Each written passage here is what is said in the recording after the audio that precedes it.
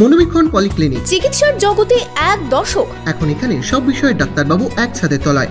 Phone করুন 7477799515 এই নম্বরে। বেলডাঙ্গার মহুলা গ্রামে বিষধর সাপের কামড়ে মৃত্যু হলো এক বৃদ্ধার। সোমবার দুপুরে সাপে ছোবল মারে, মেডিকেল কলেজ নিয়ে যাওয়া হলে কিছুক্ষণের মধ্যেই প্রাণ যায় বৃদ্ধার। বিশেষজ্ঞ চিকিৎসকদের সম্মিলিত প্রয়াস, চরক ও Jivak square diagnostic and research centre speciality ও মাল্টি স্পেশালিটি পরিষেবা নিয়ে এবার আপনাদের শহরে। উন্নত ল্যাবরেটরি, সিটি স্ক্যান, ইমেজিং পরীক্ষা সহ বিভিন্ন পরীক্ষা করা হয়। যোগাযোগ 7477799627 7477799963। বাড়িতে উঠানে বসে থাকার সময় সাপের কামড়ে মৃত্যু হলো এক বৃদ্ধার। বেলডাঙ্গার মহুলা গ্রামের ঘটনা। জানা গেছে, সোমবার দুপুরে বাড়ির উঠানে বসেছিলেন কনক ঘোষ নামে ওই বৃদ্ধা। সেই সময় বিষধর সাপ তার হাতে ছোবল মারে।